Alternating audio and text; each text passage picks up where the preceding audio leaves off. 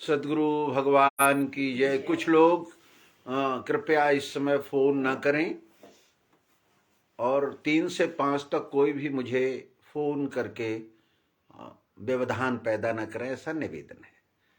तो महाराज वली के द्वार पर भगवान हैं।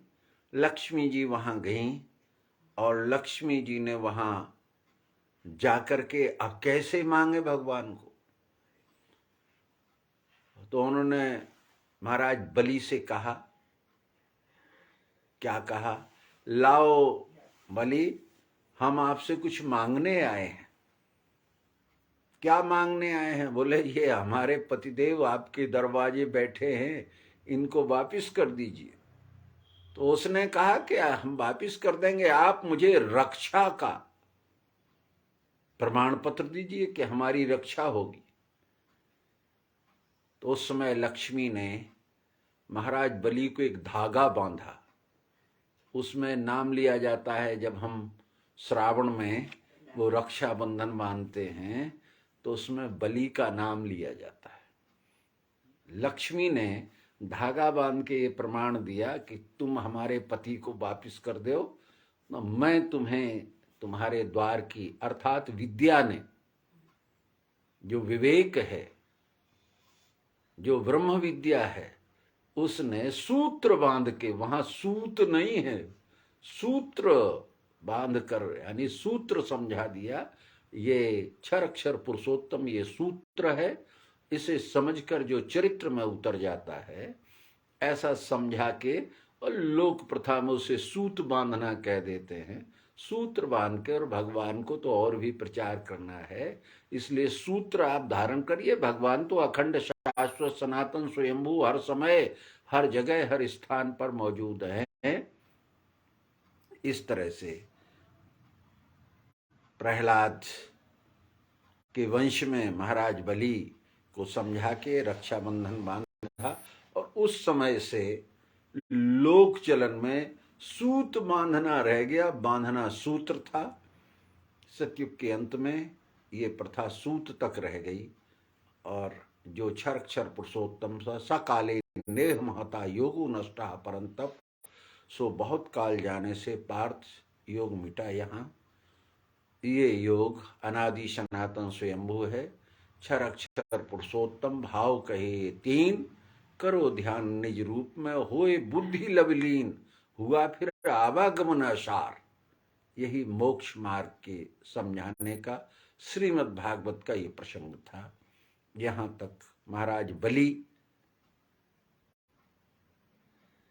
का प्रसंग पूरा होता है। अब उसी स्कंध में जीवों के कल्याण के लिए, मानवता के उत्थान के लिए, धर्म स्थापना के लिए श्री सूत जी महाराज कहते हैं, शौनकादि ऋषियों, ये नैमिषारण्य तीर्थ में एक बड़ी विचित्र स्थान है, इसे त्रिकूट पर्वत कहते हैं। और एक और जगह है जहां भगवान श्री राम ने अपना वनवास का समय व्यतीत किया था, 12 साल। विपत परे जह काऊ को ते आवती है देश। जब किसी को विपत्ति पड़ती है तब वो इस देश में उसका आवागमन होता है। वो देश का नाम है चित्रकूट। हमारे जीवन में जो चित्त है उसमें सारे जीवन के किए हुए जो भी कर्म है, जहां से हमें याद है, वो सारे चित्र कूट कूट के भरे हमारे चित्त में, इसलिए ये चित्त ही चित्रकूट है, जिसमें सारे कर्मों की स्मृति है। शुभ अशुभ आदि जितने भी कार्य हैं वो सब जिसमें स्थिर रूप से विद्यमान है। जब जिसकी बात चलेगी वही सामने आके, वही दृश्य, वही क्रिया, वही भाषा, वही लक्ष्य हमारे सामने आ जाता है, उसको चित्रकूट कहते हैं। पर यहाँ पर सूत जी समझा रहे हैं कि त्रिकूट नामक एक पर्वत था। और उस त्रिकूट पर्वत पर एक बड़ा बलशाली 10,000 हथनियों का जिसके साथ संयोग था, ऐसा महागजराज रहता था, हाथी। और वो त्रिकूट नाम क्यों कहा गया? 3 उसके सिरे हैं, और वो त्रिकूट का अर्थ है काम, क्रोध, लोभ। जहां काम भी है, क्रोध भी है और लोभ भी है, तो वो त्रिकूट में तो हम सभी रह रहे हैं। सारे लोगों का जीवन त्रिकूट में ही बीत रहा है। काम, क्रोध, लोभ में ही हम मतवाले होके घूम रहे हैं। जैसे वो हाथी मतवाला होके घूम रहा था, और वो मतवाले हाथी का जो दृश्य जीव की उपमा दे करके, जीव को हाथी की उपमा दे करके समझाया गया। क्योंकि ऐसा श्रुति वचन है, भोग न भुक्तो वयमेव मुक्ता। भोग न भुक्तो, भोग कर कभी भी भोगों को भोग भोग के कोई भी मुक्त नहीं हो सकता। वयमेव मुक्ता, जब उनका परित्याग हो जाता है, वो छूट जाते हैं, उनकी आसक्ति समाप्त हो जाती है, उनमें वैराग्य हो जाता है, तब मुक्ति प्राप्त होती है। पर वो हाथी मतवाला मस्त परिवार के साथ, बच्चों के साथ निर्विकार रूप से उस त्रिकूट पर घूमा करता है, काम, क्रोध, लोभ में मस्त होके घूमता है। उसकी मस्ती में अनेक भौरे उसके आसपास घूमा करते हैं। अर्थात भौरों का अर्थ होता है वासनाएं। बहुत सी वासनाएं उसकी खोपड़ी में चलती रहती हैं। अनेक इच्छाओं की पूर्ति उसकी कल्पना होती है। ऐसा मतवाला हाथी प्यास से व्याकुल होके एक सरोवर के पास आया। तो हम जब नैमिषारण्य गए तो वहां एक कुंड बना दिया गया, पानी का एक नाला सा है जरा सा, तो वहां एक पत्थर का कुंड बना दिया गया, उसमें एक हाथी खड़ा कर दिया गया, और उसमें एक ग्राह मगर बना दिया गया जो उसका पांव पकड़े हैं, और एक किनारे श्री कृष्ण सुदर्शन चक्र लिए खड़े। ऐसा चित्रित कर दिया गया। परात्म रूप सज्जनों, ये सब मन कल्पनाओं के चित्र हैं, यथार्थ कुछ और ही है। वैदिक साहित्य, भागवत का जो आत्मचरित्र है, शाश्वत संहिता है, परिभ्राजकों का जो लक्षण है, परमहंस जिस स्थिति में बैठ के ये विचार करते हैं, ये समाधि अवस्था का विचार तत्वदर्शी आचार्य के सानिध्य में ही जाना समझा जा सकता है और कल्याण प्राप्त होता है। अर्थात वो हाथी जल पीने के लिए सरोवर के पास आता है। प्यास सबको लगती है। प्यास का केवल एक ही अर्थ नहीं है। इंद्रियों की प्यास, मन की प्यास, बुद्धि की प्यास, चित्त की प्यास। इंद्रियों की प्यास विषयों की होती है, मन की प्यास प्रतिष्ठा की होती है, बुद्धि की प्यास योग्यता की होती है, चित्त की प्यास अभिमान की होती है। ये प्यासें सबको लगा करती हैं। अलग अलग तालाबों में अलग अलग प्रकार के लोग पानी पी रहे हैं, और जो भी इन प्यास की आसक्ति में पानी पीने जाता है, उसका मगर पैर जरूर पकड़ता है। मगर यानी संशय। जैसे आपने समझाया तो ठीक है, आप बहुत अच्छा समझा रहे हैं महाराज, मगर अरे जब बादशाह समझा रहे तो मगर कहां से आ गया? सत्य में संशय खड़ा हो जाने का नाम है मगर का पैर पकड़ लेना। सत संकल्प में, सत विचार में, सत लक्षण में, सत लक्ष्य में, सत अनुभूति में, सत विश्व रूप में। आपने समझाया बहुत अच्छा, मगर आप क्या करें? अरे जब समझ गए तो करना क्या? यही तो करना था कि कुछ ना करो, हो रहा है इसमें स्थिर हो जाओ। विश्वरूप के बाद जिसे करना शेष रह जाता उसे विश्वरूप बोध नहीं हुआ। विश्वरूप में करना शेष नहीं रहता, हो रहा है, उसमें तुम्हारी क्या भूमिका है? उस होने बड़ी मशीन के पुर्जे की तरह आंकड़ो नहीं, उसी के साथ तद्रूप होके घूम जाओ, सुख शांति में हमेशा स्थिर रहोगे। तो क्या कहते हो, गजेंद्र का पैर पकड़ लिया।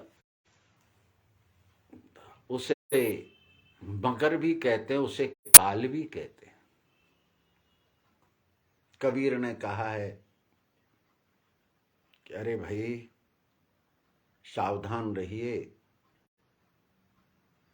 काल गहे करकेश, ना जाने कित मारिया, क्या घर क्या परदेश।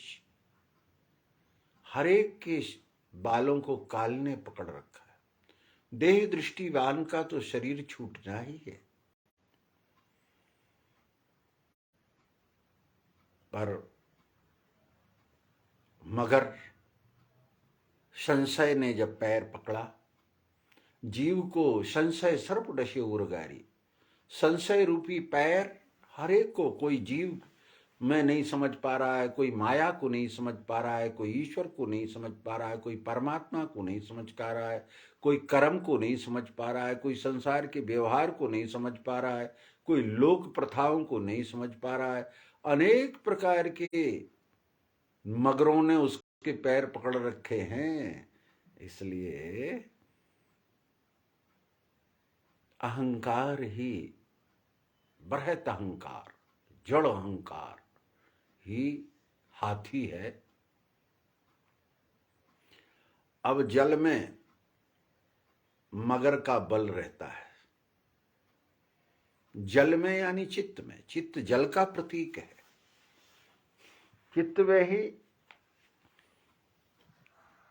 दृश्य प्रतिबिंबित होता है। चित्र में ही मुझे अनेक प्रकार की कल्पनाओं का चित्रण होता है, चाहे वो सत हो या असत हो। सत असत दोनों कल्पनाओं का चित्त में ही चित्रण होता है, तदनुसार हम कार्य करते हैं। जैसे एक घर बनाना है तो उसका चित्रण हमारे चित्र में होगा, फिर हम उसके अनुसार उसका दृश्य बनाएंगे। ऐसे ही अनेक वासनाओं का, इच्छाओं का, क्रियाओं का पूर्ति का चित्रण, पहले चित्र बनाते हैं फिर उसका व्यवहार करते हैं। तो कहते हैं अब मगर खींचने लगा उस जल में, बड़ा गहरा जल था। धीरे धीरे वासनाओं का जल और ये इच्छाओं का बल, ये मुझे पकड़कर अंदर की ओर, विषयांतर, विषयों के अंदर की ओर खींचता है। पूरा शरीर डूब गया। अब उसका थोड़ा सा सूंड होता है, वो ऊपर किया, वो थोड़ी सी रह गई, जौ भर, ऐसा कहते हैं कि बस वो डूबी कि पानी भर के मर जाएगा। इसी तरह से ये जीव का सब कुछ जब डूब जाता है, एक ही बचता है कि प्रभु अब तो सब गया, आप ही हो। ऐसा किसी का अंतिम समर्पण हो जाए। आखिर तक भी ये समर्पित होने तैयार नहीं होता। कहता है परेशान हो रहे हैं तो क्या कर लें? अरे बोले कुछ नहीं, तुम एक जप करा लो, एक यज्ञ कराओ। तो लोग बाग वो कुछ मंत्र का रिकॉर्ड लगा देते। मैं एक जगह गया तो हम मंत्र का रिकॉर्ड लगाता, क्या हुआ? बोले ये बीमार हैं तो मंत्र सुनते रहेंगे। अब बीमार का मंत्र सुनेगा वो पीड़ा भोगेगा कि मंत्र सुनेगा? पर हाँ, तुम्हें लगता है कि हमने कुछ उपाय कर लिया। ऐसे अनेक उपाय करते अंत में लगे कि हे परमात्मा, हमारे किए हुए कर्मों के परिणाम तो हमें मिल ही रहे हैं, पर आप भी तो कृपा करिए। तो कहते हैं उसने अब कुछ नहीं मिला तो उसी सरोवर में एक कमल था, उस कमल को तोड़ के भगवान को अर्पित कर दिया कि मैं आपको अर्पित करता हूं। क्या सुंदर दृष्टांत लिखा गया। उस हाथी ने, जीव ने, अभिमानी ने यह चित्त रूपी वृत्तियों के सरोवर में जिसमें अनंत प्रकार की वृत्तियां घूम रही हैं, उसने कमल तोड़ा अष्ट, जिसमें 8 कलियां होती हैं, पृथ्वी जल अग्नि वायु आकाश सत्रस्तम। ये 8 प्रकार के विभागों को तोड़कर, यही वासना के कारण है, यही भ्रम की उत्पत्ति है, यही हमारे संकल्पों का स्वरूप है, यही भोग में प्रेरित करने वाले साधन हैं, इनको तोड़ के भगवान को अर्पित कर दिया। इसलिए क्षर साकार को जाने बिना, साकार में ही पंच ज्ञानेंद्रिय और मन होता है, जो अनेक संकल्प विकल्पों का, भोग वृत्तियों का, भोगने के साधन का और उनकी इच्छाओं के जन्म देने का कारण होता है। तो उस हाथी ने आखिर में जब प्राण पे बनाई तो वो कमल तोड़ के भगवान को, अर्थात इंद्रियां और मन को समर्पित कर दिया। ये है कमल तोड़ के चढ़ा देना। ऐसा जैसे ही समर्पित किया तो कहते भगवान के कान में आवाज पड़ी, और वो द्वारका में थे तो एक पांव द्वारका में रह गया और एक पांव उन्होंने वहां गज के यहां रख दिया, गरुड़ की सवारी भी छोड़ दी। तो अब कुछ व्यंग्यकार कहते हैं कि भले आदमी, हे भगवान, बेचारा ग्राह का भोजन है, वो उस पानी में कुछ तो खाएगा। उसने अपने आहार भोजन के लिए प्रयास किया था, अपनी क्षुधा तृप्ति के लिए, अपने पेट पालने के लिए व्यवस्था की थी। तुम काहे के भगवान सुदर्शन चक्र लेके आ गए और बेचारे का गला काट दिया। उस ग्राह को मारने से भगवान कैसे, उसकी रोजी रोटी, बेचारे का पेट पालने का धंधा हो रहा था, वो मांसाहारी जीव है, वो खाता हाथी को, तुमने तो उसकी रोटी छुड़ा ली। ऐसा भी व्यंग्यकारों ने व्यंग किया, पर वो प्रतीकात्मक है। जीव ने जब अपने अष्टांग अर्थात भोग के साधनों को परमात्मा के समर्पित कर दिया, तो भगवान तो सदैव साथी ही है। परमात्मा कोई दूर नहीं है, वो इतना पास है कि उससे ज्यादा कोई पास है नहीं। और अज्ञानियों को इतना दूर है कि उससे तद दूरे तदवंत के तदरंतरश्च सर्वस्व तत्सर्वस्याश्बाहिता। वो इतना दूर है कि उससे ज्यादा दूर कोई नहीं है, और वो इतना पास है कि उससे ज्यादा पास भी कोई नहीं।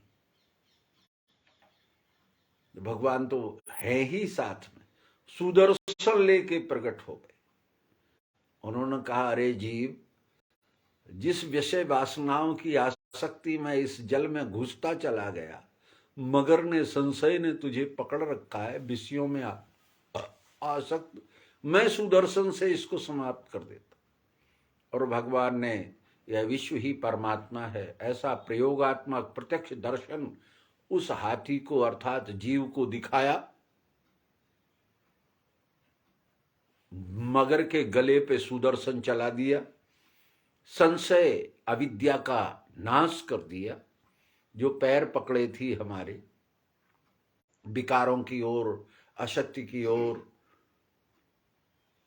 अनेक प्रकार के भोगों की ओर जो जा रहा था, उस पे सुदर्शन चलाकर अर्थात विश्व रूप दर्शन का बोध कराकर, ज्ञान कराकर, विद्या देकर, और वो मगर शांत कर दिया, मगर का गला काट दिया।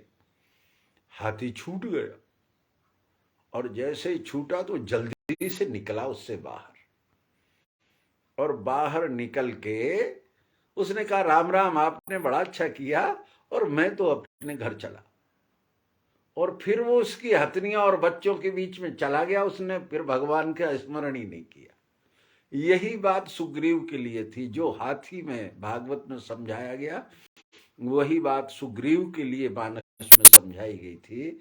सुग्रीव ने भी यही किया था, जब उसकी पत्नी, घर, धन सब छुड़ा लिया गया, तो फिर वो कहता, अब प्रभु कृपा करो, ये बात थी, अरे अब तो हम जीवन भर आपके समर्पित रहेंगे, अब आपको छोड़ के कहीं जा नहीं सकते, अब तो आप ही में हम।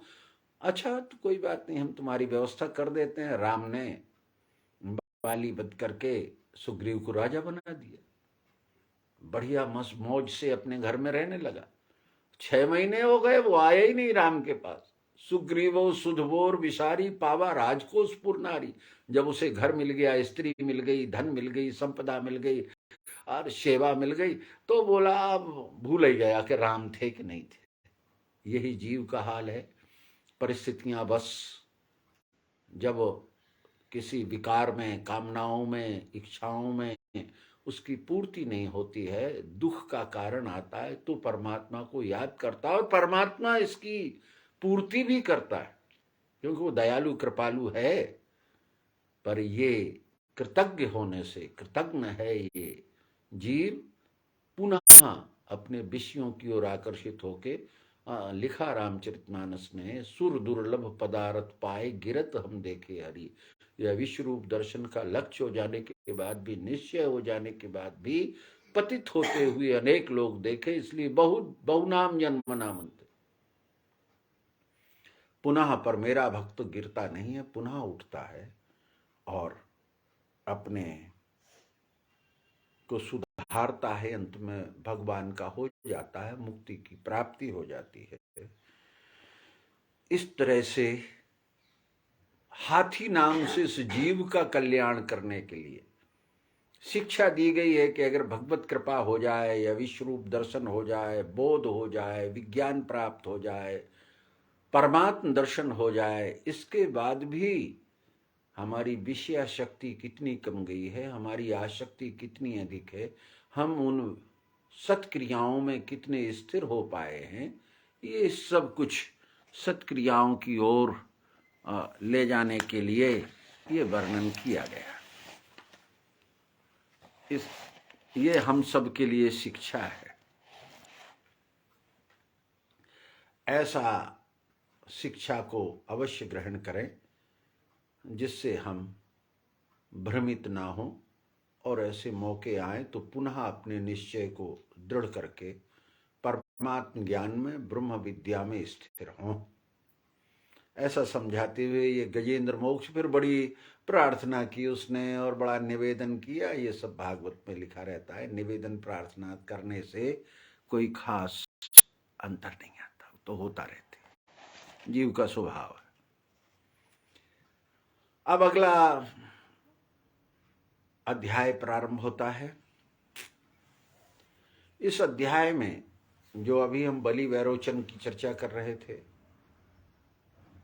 उन्होंने देवताओं को बहुत पीटा कूटा, हराया। जब देखो तब देवता हार जाते राक्षसों से। ऐसा क्या देवता इतने विद्वान, बड़े, सारी इनमें योग्यताएं, और फिर राक्षसों से हार जाते? ऐसा क्या त्रुटि है देवताओं में? तो विष्णु ने कहा कि मैं बताता हूं तुम्हारी त्रुटि। राक्षसों में और तुम में एक ही है वह। राक्षस जितने अन्यायी होते हैं वो सब संगठित होते हैं, और जितने देव होते हैं वो कभी, हर आदमी अपने भोग में लगा होता है, वो कभी संगठित नहीं होते। और जब तक तुम संगठित नहीं होगे, तुम्हारा संगठन बलिवाल नहीं होगा, तब तक तुम आसुरों से जीत नहीं सकते। आज भी आसुरी भावमान जितने भी अन्यायी अत्याचारी हैं, 4 डाकू होते, पूरा गांव कांपता है उनसे। 4 डाकुओं से पूरा इलाका, 20-20 कोस के लोगों के 50 गांव कांपते हैं 4 से, क्योंकि वो चारों संगठित हैं, एक भाषा बोलते हैं, एक जैसा चरित्र करते हैं, एक जैसा कार्य करते हैं, एक जैसी परिणाम देते हैं। और हम सो, अब तेरा घर लुट रहा है तो मैं दरवाजा और बंद कर लेता हूं, तू पिट रहा है तो हमें क्या, तू भोग रहा है, भोग तेरे कर्मों का फल है, उसमें हम क्या कर सकते हैं। इसलिए देवता, तो विष्णु ने कहा कि पहले तुम संगठित हो, और संगठन का मंत्र बताया कि सांप चूहे जैसा, बड़ा, हाँ, सर्प मूसक जैसा हो। बोले एक पिटारे में सांप बंद था, संयोगवश चूहे को लगा कि इसमें कोई भोजन होगा, वो भी घुस गया। सांप ने देखा भोजन होते हुए, उसने मित्रता कर ली कि देखो मित्र, अब तुम पिटारे में आ ही गए हो, अब मैं तुम्हें नहीं खाता। एक काम करो, इस पिटारी में छेद कर दो, तो तुम भी निकल जाना, हम भी निकल जाएंगे। तो चूहे ने कहा बड़ा अच्छा, ये खा नहीं रहा है, चलो छेद कर देते हैं। तो उसने पिटारी में जैसे ही छेद किया तो सांप ने चूहे को खाया और चला गया। तो कभी कभी हमसे भी लोग कहते हैं कि आपने कभी गुरु रूप नहीं किया। मैंने कहा आएगा अवधूत अपख्यान, तब बताऊंगा। तो विष्णु ने कहा कि तुम ऐसी मित्रता करो जैसी सांप चूहे की परिस्थिति बस थी, जब फंस गए तो मित्र बन गए। इसलिए हे शंभो, हे ब्रह्मा, तुम सभी आसुरों से मित्रता करो। मित्रता करके एक उपाय करो, उस उपाय से दोनों मिलकर मंथन करोगे, दोनों मिलकर विचार करोगे तो समुद्र मंथन होगा, और उस मंथन से जो निकलेगा उससे ही आप बलवान, ऐश्वर्यवान और आसुरों को जीतने वाले हो सकोगे। परंतु मैं परीक्षण करूंगा पहले कि तुम लोग इस लायक हुए कि नहीं। तो देवताओं को ऐसा जब विष्णु ने समझाया तो देवताओं ने दैत्यराज बलि से संधि कर ली।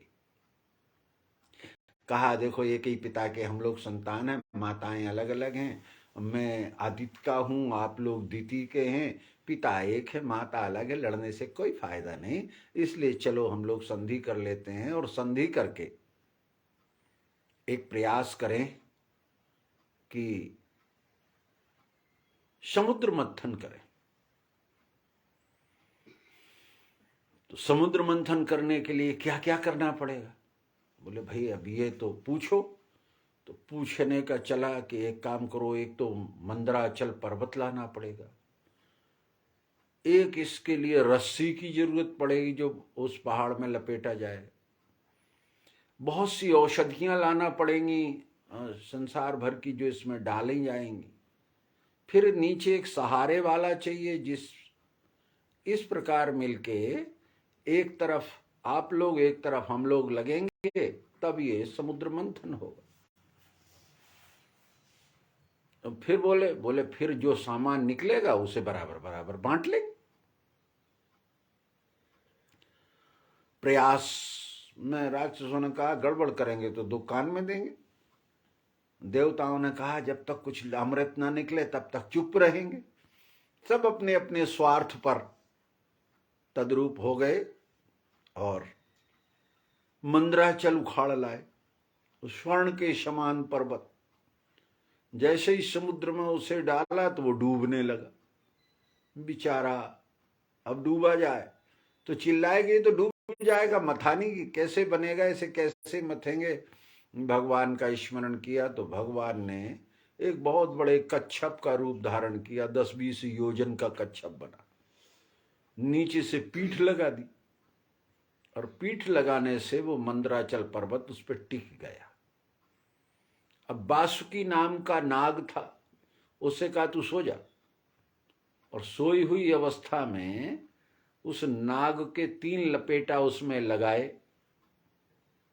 अब जब लपेट लिया रस्सी बन गई। तो पहले ही सिखा दिया था विष्णु ने कि तुम लोग मुंह पकड़ना। इंद्र ने, देवताओं ने वो नाग का मुंह पकड़ लिया, पूंछ छोड़ दी। तो विष्णु आए वहां और खड़े हो गए, बोले कितने बदमाश है देवता, देखो तो, हाँ ये मुंह इन लोगों ने पकड़ लिया और ये गंदी चीज पूंछ की तरफ जहां से मलमूत्र विसर्जन होता है ये राक्षसों के लिए छोड़ दिया। तो राक्षस अड़ गए कि अरे सुनो देवता लोगों, हम लोग गंदी चीज क्यों पकड़ेंगे, हम गंदी नहीं पकड़ सकते, हम लोग तो मुंह पकड़ेंगे। विष्णु के सिखाए हुए होने से देवताओं ने कहा भाई अभी से लड़ाई करना ठीक नहीं है, अभी समुद्र मंथन हुआ ही नहीं और अभी से लड़ाई कर लेते हैं, चलो हम पूंछ पकड़ लेते हैं, तुम मुंह पकड़ लो। इस युक्ति से विष्णु ने देवताओं को पूंछ पकड़ा दी। अब थोड़ा हम लोगों को समझ लेना चाहिए कि जो वासना रूपी वासुकी है, वासना से मथा जाएगा। इच्छा ही रस्सी है, इच्छा पास सदैव बद्धा। इच्छा पास, इच्छा ही रस्सी है। इच्छा रूपी रस्सी में मंदराचल यानी अनेक प्रकार की कामनाओं को बांध के हम विश्व समुद्र को मंथन कर रहे हैं।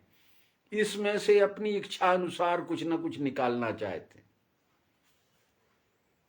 कोई इसमें से, वो अहमदाबाद के पास सूरत है, वहां गए हम, तो वहां हीरे की तराश हो रही है। जहां देखो वहां हीरा कारखाना, इच्छा अनुसार हीरों का कार्य चल रहा है।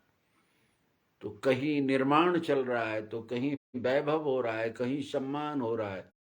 ये सब मंथन ही तो हो रहा है।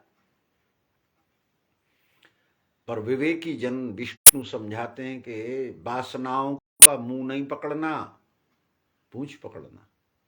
वासना ही सर्प है जो उस मंदराचल में लिपटी है। आसुरों का काम है मुंह पकड़ना, वासनाओं का भोग भोगना, वासनाओं में उलझे रहना, वासनाओं को की तृप्ति लिए दिन रात उसी में लगे रहना। और सज्जनों का काम है पूंछ पकड़े रहो। ऐसा नहीं कि वासना नहीं आएगी, खाने की इच्छा होगी, पूंछ पकड़ के भी खा सकते हो, लड़के क्यों खाना। तो देवताओं ने पूंछ पकड़ ली और आसुरों ने मुंह। वासना भोग ऐश्वर्य में जो लिपायमान रहते हैं वो मुंह पकड़े हैं, और भोग ऐश्वर्य में लिपायमान नहीं है। शारीरिक आवश्यकता और इच्छाओं की जितनी भी आवश्यकता उतनी पूर्ति होना अधिकार के अंदर, ये पूंछ पकड़ना है। तो देवताओं ने और राक्षसों ने मिलकर मंदराचल पर्वत का मंथन शुरू कर दिया। यानी विश्व ही समुद्र है, विश्व ब्रह्म ही पयोनिधि है। विद्वानों का ब्रह्म रूपी मंथन होता है और अज्ञानियों का विश्व मंथन होता है। जगत मंथन में से अपनी वासना और इच्छाओं की चीजें ढूंढा करते। जैसे अभी मुझे एक सांसद मिले थे, वो कह रहे थे महाराज जी आसाम जाते हो क्या। मैंने कहा हाँ एक बार गया हूं। अरे बोले एक मुझे चाय का बाग खरीदना है, क्योंकि इधर पैसा लगाएंगे तो जल्दी पकड़ जाएंगे, तो जो पैसा हमारे पास है वो चाय के बाग में लगा देंगे, किसी के नाम से चाय का बाग खरीद लेंगे। बड़े करोड़ों रुपए में मिलता है चाय का बाग, और हमेशा पत्तियां टूटती रहती हैं, पैसे आते रहते। कहाँ अकल लगा रहा है वो आदमी, यहाँ का रहने वाला। वासना मुंह में घुस गई। तो इस तरह मंदराचल का मंथन, जगत मंथन में लगे हैं, और ज्ञानी परमात्म मंथन करके उसमें से विवेक विचार सठ संपत्ति आदि निकाल कर और मानवता को सत्य में स्थित कर रहे हैं। अब कहते हैं कि मंथन शुरू किया, सभी औषधियां डाली गई, दोनों ने मिलके मथा। अब तर्क करने वाले कहते हैं कि जब समुद्र मंथन हो रहा था तो खड़े कहाँ थे देवता उदान। हाँ, आखिर समुद्र में कहीं खड़े तो होंगे, तो क्या समुद्र घुटने इतना ही गहरा था, बस 2-3 फीट। उसका अर्थ है जगत मंथन, जगत पर विचार।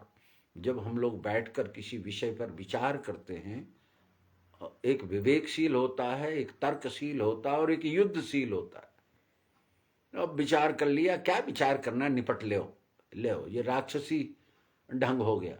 विचार किया, तर्क किया, इधर का उधर किया, और कुछ लिया कुछ नहीं लिया, ये क्रियाशील होता है। और विवेकशील सत्य सत्य का निर्णय हो, जो सत्य है वो सब ग्रहण करे।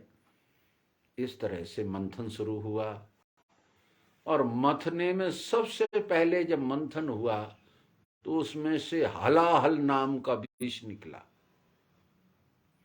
अब मंथनी दो विपरीत विचार के लोग कर रहे थे।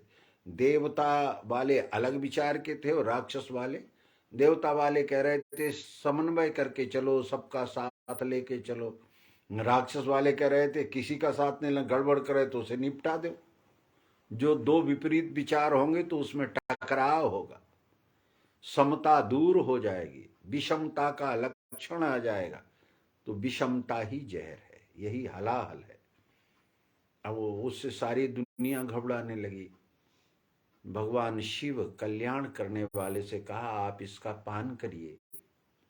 उन्होंने शंख में रख के उसे पान कर लिया। थोड़ा विवेक से समझें हम लोग। शंख में रखने का अर्थ है भाषा में से ही सबसे पहले शुरुआत होती है विकार की, लड़ाई की। ना बोले तो पता नहीं चलता, और बोला नहीं। हाँ, जैसे एक व्यक्ति बैठे थे अपने द्वार, एक निकले, उन्होंने काका जी नमस्कार, राम राम। तो बोले क्यों रे, कितने बच्चे हैं तेरे? तो उसने कहा 5। बोले साढ़े 6 होते तो हमारा क्या बिगाड़ लेते, बड़ा साला 5 बच्चों की धौंस दे रहा है, फालतू, लेना कुछ नहीं तो भी अकड़ रहे हैं।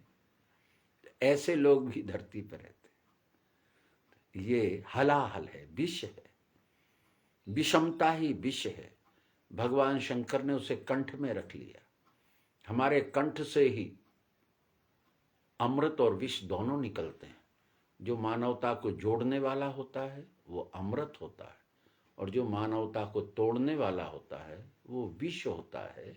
इसलिए कंठ पे, भाषा पर, अपने द्वारा निकले हुए विचारों पर बहुत संयम से ध्यान रखना चाहिए, नजर रखना चाहिए।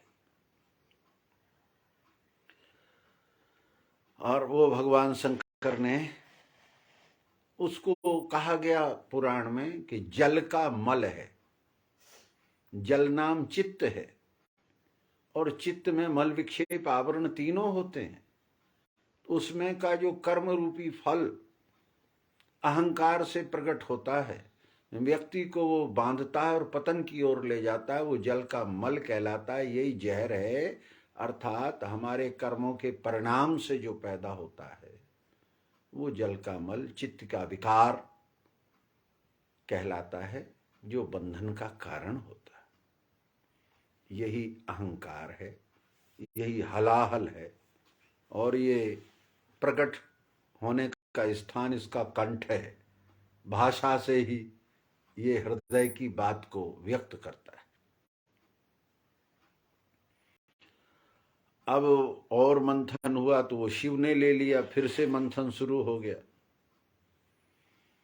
इसके बाद जब दोबारा कामधेनु निकली, कामधेनु, धेनु नाम है गाय का, कामधेनु नाम है इंद्रियों की अधिकार के अंदर की पूर्ति। वो कामधेनु नाम गाय है, वो ऋषियों ने ले ली। उन्होंने कहा ये हमें दे दो, हमें जितनी जरूरत है उतना ग्रहण करेंगे।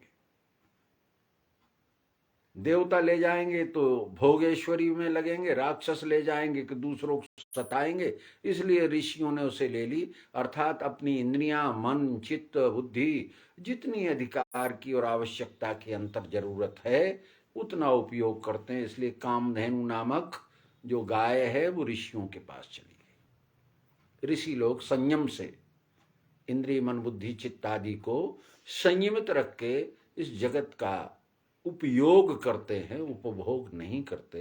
ये कामधेनु कहलाती है। सारी कामनाएं पूर्ति होती।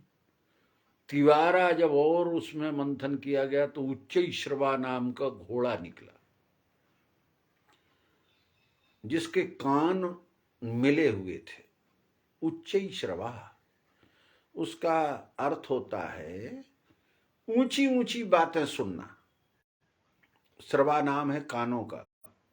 अपनी प्रतिष्ठा, सम्मान, बड़ाई, मन की के विरुद्ध बात ना हो। अरे साहब, आपके बराबर कौन इस धरती पे, आप बहुत श्रेष्ठ हैं, आप जैसा कोई दानी, योगी, तपस्वी, लंबी लंबी अपनी प्रतिष्ठा और सम्मान सुनने की जिन्हें आदत होती है, ये घोड़ा यानी मन राजा बलि ने ले लिया उसे अपनी प्रतिष्ठा, सम्मान सुनने की कानों से।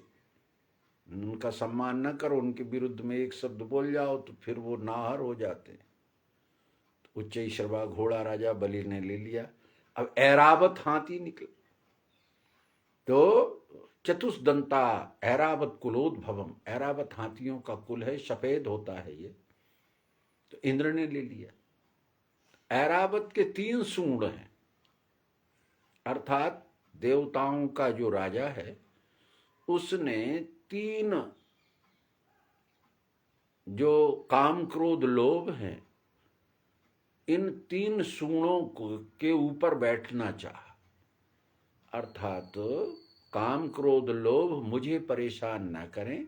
देवता उसे कहते हैं काम क्रोध लोभ जाते नहीं हैं, इनसे काम लेने की, इनका उपयोग करने की कला आ जाना ऐरावत है, जो इंद्र ने अर्थात मन ने काम क्रोध लोभ पर संयम करके सवारी कर ली। फिर कौस्तुभ मणि निकली।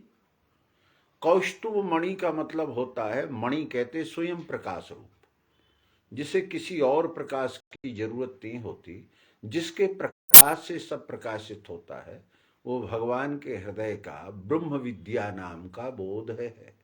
उसे ब्रह्म विद्या कहते हैं, उसे दिव्य चक्षु कहते हैं, उसे आत्मबोध कहते हैं, उसे विज्ञान योग कहते हैं।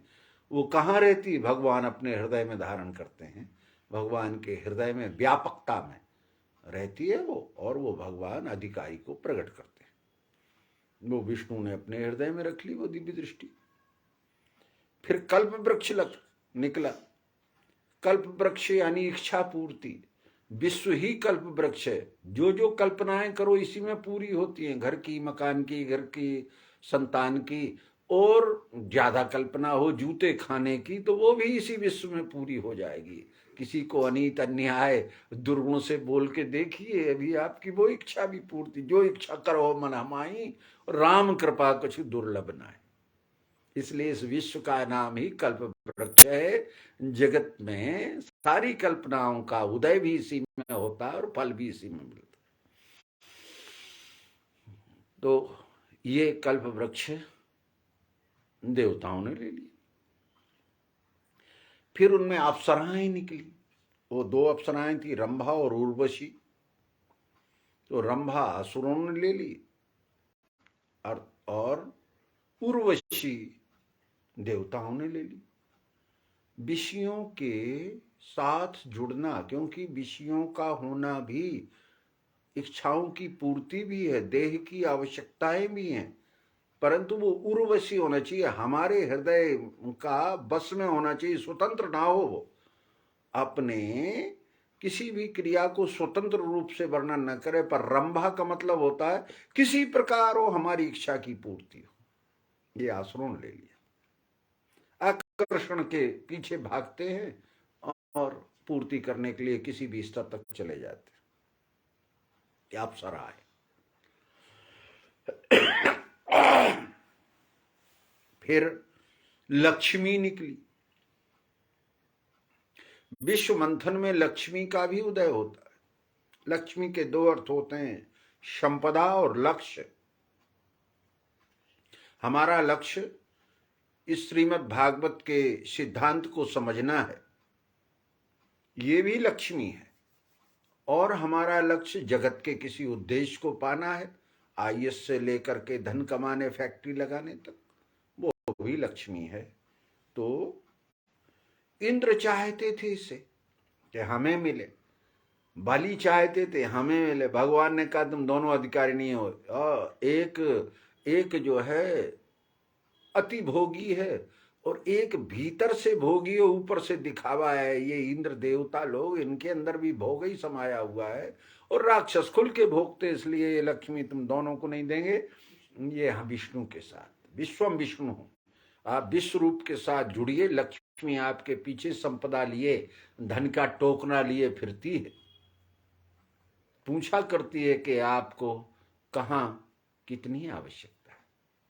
इसलिए वो विश्वम विष्णु जो विश्व रूप में तद्रूप हो गए हैं, वो ने संपूर्ण संपदा लक्ष्मी लेकर। इसलिए लक्ष्मी के बारे में 2 प्रकार से कहा जाता है। दिवाली को पूजा करते हैं, लक्ष्मी अकेली आती है, उस समय उसका वाहन उल्लू होता है, उल्लू पर बैठकर आती है। दिवाली वाली लक्ष्मी उल्लू पर बैठकर आती है। और जब नारायण के साथ आती है तो गरुड़ पर बैठ के आती है। नारायण के साथ अगर जुड़ी है आप, परमात्मा के साथ जुड़ के लक्ष्मी का उपयोग करते हैं, तो गरुड़ महाज्ञान, जीवात्मा ज्ञान के सदृश उसका उपयोग करता है। इसलिए लक्ष्मी नारायण का उपयोग करने से बंधन नहीं होता। अकेला लक्ष्मी का उपयोग करोगे तो उसका घर वाला नाराज हो जाएगा, वो हाथ पांव तोड़वा देगा। हाँ, ऐसा संत लोग समझा देते हैं। इसलिए किसी दूसरे की पत्नी का उपयोग करना अनुचित है, ऐसी शिक्षा दी जाती है जो भगवान के साथ जुड़े।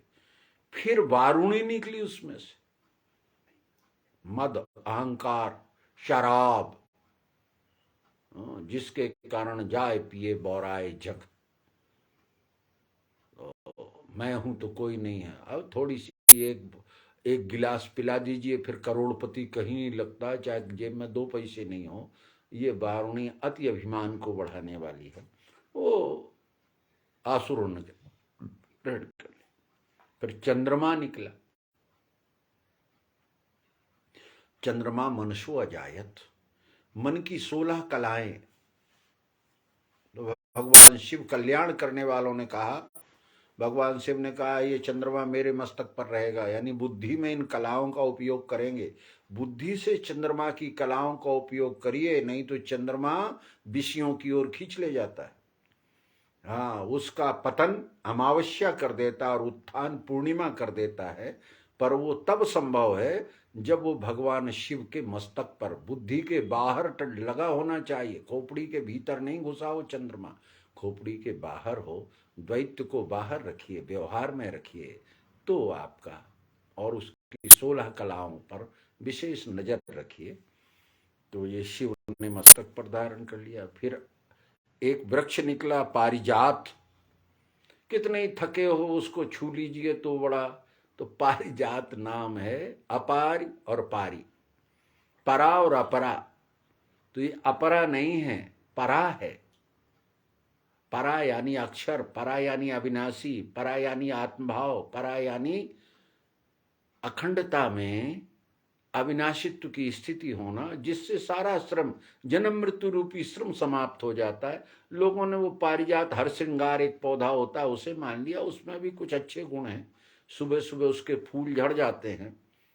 4 बजे बिल्कुल सफेद फूल खिलते हैं, 4 बजे सारे फूल झड़ जाते, नीचे बिछ जाता है चादर जैसा, उसे पारिजात के। उसके पत्ते घुटनों के दर्द में बड़े सहयोगी होते हैं पीने से।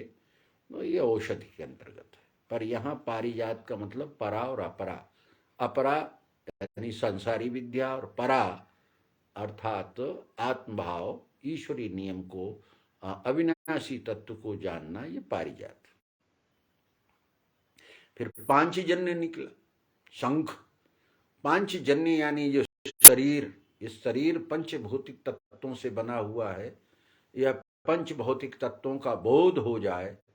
पांचजन्यम ऋषिकेशो देवदत्तो जनंज। ऋषिकेश, जिसे ईर्ष्या नहीं है, जिसे किसी प्रकार का किसी से द्वेष नहीं है, ऐसा जिसके शरीर का, जिस शरीर में वह आत्म तत्व इस तरह रहता है, वो पांचजन्य कहलाता है।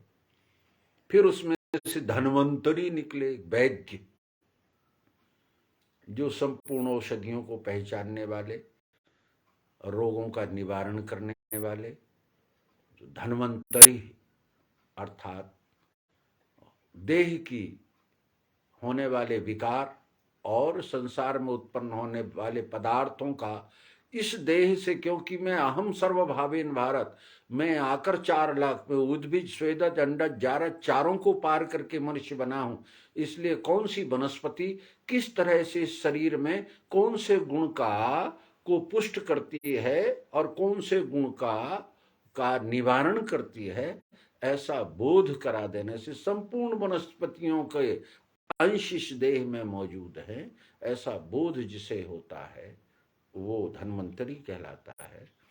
इसके बाद फिर उसमें से 14वां रत्न अमृत निकला, विज्ञानमृतम। विज्ञान ही अमृत है। प्रत्यक्ष प्रयोग से परमात्मा को जल, अमृत नाम का कोई पदार्थ दुनिया में नहीं होता। सुनिए सुधा देखिए गरल, तत्वदर्शी आचार्य से अविनाशी तत्व का बोध हो जाने का नाम अमृतत्व है। वो केवल श्रवण से, कान के द्वारा जाके अंतःकरण में अपने अविनाशी होने का बोध कराता है। उसे अमृत कहते हैं। वो कोई पदार्थ नहीं होता, पर कहते हैं अमृत निकला घड़ा लेके भगे, एक छलक गई 2 बूंद नासिक में तो वहां कुंभ होता है, फिर थोड़ी सी 4 छलक गई उज्जैन में तो वहां कुंभ होता है, फिर 4 के 8 छलक गई प्रयागराज में तो वहां कुंभ होता है, और थोड़ा बहुत बचा तो हरिद्वार में। इस तरह से हरिद्वार में बांटा गया और राहु केतु मरा। ये बाद के पौराणिक लोगों ने दुनिया भर की कथाएं गढ़ दी, उसका हेतु कुछ अलग था। अमृत यानी अविनाशी तत्व को 4 जगह बताने वाले आचार्यों ने प्रचार किया। पहले नासिक में किया, फिर उज्जैनी में किया, फिर प्रयागराज में किया और आखिर में हरिद्वार में किया। ऐसे 4 केंद्र बनाए गए जहां अविनाशी तत्व का बोध कराया जाता था। पर वो बोध तो खत्म हो गया। कुंभ, कुंभ कहते हैं शरीर के घड़े को। इस घड़े में, इस देह में वो अविनाशी तत्व कैसे है, अमृत कैसे है, इसका बोध हो जाने का नाम है कुंभ स्नान। तो ये बोध कराने वाले आचार्य रहते नहीं, पानी में डुबाते हैं और हम ही डूब के आ जाते हैं और कुछ प्राप्त नहीं होता।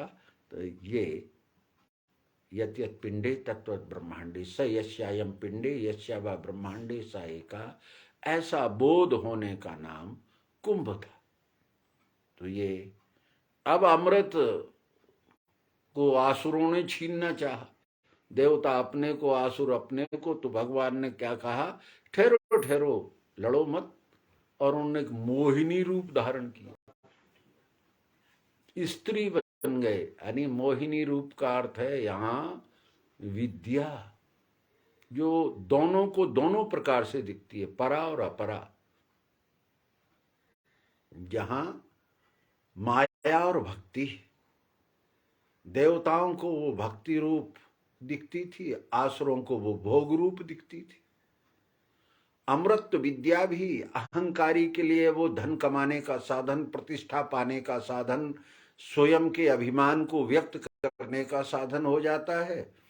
और ज्ञानी के लिए समर्पण का, लोक कल्याण का, जगत हित का, जीव के उद्देश्य की पूरी करने का, जीवन को समर्पण करने का, सेवा करने का हेतु प्राप्त होता है। यही मोहिनी मासुरता, यह विश्व मोहिनी रूप है।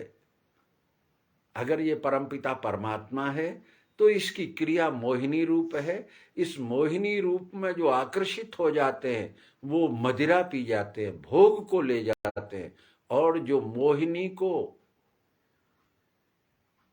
ब्रह्म विद्या रूप समझते हैं वो अमृत पा जाते हैं, भक्ति पा जाते हैं, अनन्यता पा जाते हैं, सेवा पा जाते हैं, समर्पण पा जाते हैं। इसलिए ये विश्व भोग रूप भी है और योग रूप भी है। देवताओं को ये योग रूप दिखाई देता है और आसुरों को ये भोग रूप दिखाई देता है। ये मोहिनी ने वो अमृत कलश लिया, उसने कहा ये विद्या है, और विद्या अधिकारी पर ठहरती है, अनाधिकारी पे नहीं। अधिकार निरूपण के लिए आदि शंकराचार्य ने बड़ा विस्तार दिया है। उन्होंने उपरति तितिक्षा आदि 6 संपत्ति और 4 मोक्षता आदि लक्षण बताए हैं। ये जब पूरा हो जाता है तो वो अधिकारी बनता है। गूढ़ तत्व नहीं साधु दुरावें, आरत अधिकारी देवी संपत्ति विमोक्षाय निबद्धा आसुरी में मता। भगवत गीता भी ये कहती है कि देवी संपत्ति में जो होते हैं, जो सत्कर्म करते हैं, सच्चरित्रवान होते हैं, सबका हित करना चाहते हैं, स्वयं समर्पित होना चाहते हैं, अविनाशित्व में दृढ़ होना चाहते हैं, देह भाव जिनका छूट जाता है, ऐसे लोग अधिकारी होते हैं। और वो मोहिनी स्वरूप भगवान ने, यानी ब्रह्म विद्या ने अमृत पान करा दिया देवताओं को, और राक्षसों को अभिमान पिला दिया। इसी विद्या को पाके तो लोग अहम ब्रह्मास्मि, मैं ही ब्रह्म हूं। रावण आदि कहते थे, कुंभकर्ण, ये हिरणाक्ष, हिरणाकश्यपु आदि की भाषा यही थी, मेरी ही शक्ति से सूर्य तपता है, मेरे ही कारण से चंद्रमा शीतल है, मेरे ही कारण से धरती घूमती है, मेरे ही कारण से सृष्टि होती है, ऐसा अहम ब्रह्म, मैं ही संपूर्ण संकल्पों का अधिकारी हूं, मेरे संकल्प से ये सब होता है, ऐसा जो कहते हैं वे आसुरी भावमाश्रितम। और मेरे संकल्प, मैं भी तो किसी संकल्प से हुआ हूं, और जिसके संकल्प से ये सब होता है, जिसमें सब रहते, यतो व इमानी भूतानि जायन्ते येन जातानि जीवन्ति तत् अभिप्रवेशन्ति एतत् ब्रह्मीति। जिसमें सब है, जिसमें सब रह रहे हैं, जिसमें सबका विलय होता है, ऐसा अखंड ज्ञान स्वरूप ये विश्व ही परमात्मा है, ऐसा निश्चय जिन्हें हो जाता है वो अमृत के अधिकारी होता है। विद्या अमृत अश्नुते, विद्या ही अमृत है और अविद्या ही वारुणी है, विष है, शराब है, मद लाने वाली है, अहंकार बढ़ाने वाली है, जो राक्षस। पर उसमें से एक आदमी देवताओं की सभा में घुस गया, वो था तो दैत्य, पर उसने कहा जरा देखें तो इसमें इधर क्या बताया जा रहा है, ये ब्रह्म विद्या तो समझें। तो समझा, तो उसने अविनाशी तत्व तो समझा कि मैं अविनाशी हूं। विष्णु ने उसका सिर काट लिया, दो हिस्से कर दिए। अर्थात तो वो ब्रह्म विद्या समझने के बाद भी उसका साकार निराकार जड़ चेतन जगत ईश्वर ये भाव अलग नहीं हुआ, दो भेद उसके नष्ट नहीं हुए।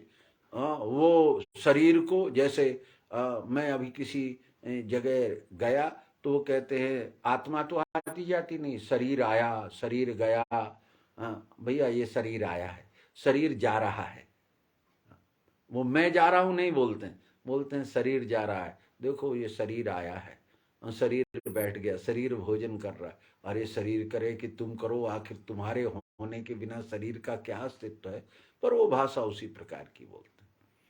तो ये विद्या और अविद्या का अर्थ समझ लेने पर, जान लेने पर, वो एक व्यक्ति जो घुस गया था उसे सुदर्शन से दर्शन तो उसे विश्वरूप का हुआ, अविनाशी तत्व का बोध तो हुआ, पर द्वंद्व नहीं मिट सका। जीव सत्य है कि ईश्वर सत्य है, जीव में ईश्वर का विलय कैसे, जीव ईश्वर की एकता कैसे, और अखंड ये विश्व परमात्मा है जिसमें मायोपाधिक जीव और अविद्योपाधिक जीव और मायोपाधिक ईश्वर दोनों विलय हो जाते हैं, दोनों की उपाधियां छूट जाने से जो सामान्य चैतन्य एक रस विश्वरूप है, जिसे पुरुषोत्तम नाम से जानते हैं, वही वही है, उसमें पृथक सत्ता नहीं भासती है।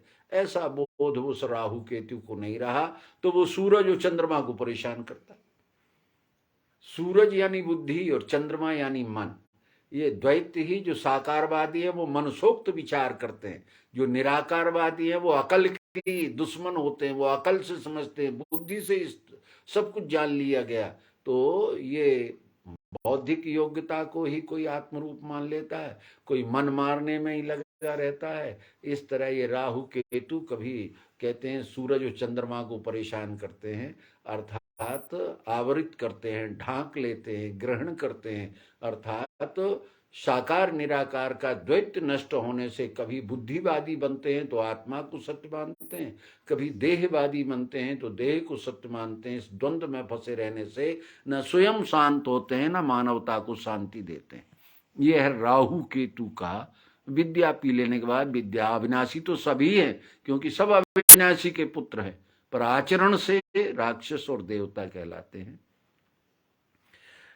इस तरह ये राहु केतु का भी होकर अब हमें भी अपने जीवन में मंथन करके, विचार करके, विवेक करके, ब्रह्म विद्या को धारण करके अविनाशी तत्व को अपने में, अपने चित्त में बैठाल कर समर्पित होकर सेवा होना। समर्पित होकर जो सेवा होती है वही मुक्ति का प्रमाण है, वही मुक्त होकर जो चरित्र दिखाई देता है, जिससे हमारे सहित सभी सुख शांति का कारण बनते हैं। इस प्रकार ये जिसको हम लोग समुद्र मंथन कहते हैं, वो हमारे विवेक का, हमारे विचार का, हमारे चित्त का, हमारे अंतःकरण का तत्व दर्शन युक्त लक्ष्य बोध है। हमारे अंतःकरण का ठीक से मंथन कर लेने से, विचार कर लेने से, विवेक कर लेने से, सत्य सत्य का निर्णय कर लेने से अपने को पता चल जाता है कि आसुरी और देवी दोनों संपदाओं से के साक्षी होकर देवी संपत्ति विमोक्षाय, देवी से मोक्ष और आसुरी से बंधन होता है, ऐसा निश्चय जिन्हें होता है वो सदैव दैवी संपत्ति की ओर, सत की ओर, चरित्र की ओर, जागृति की ओर अपने को लगाए रहते हैं। उनका निश्चय सदैव सत में स्थित होता है।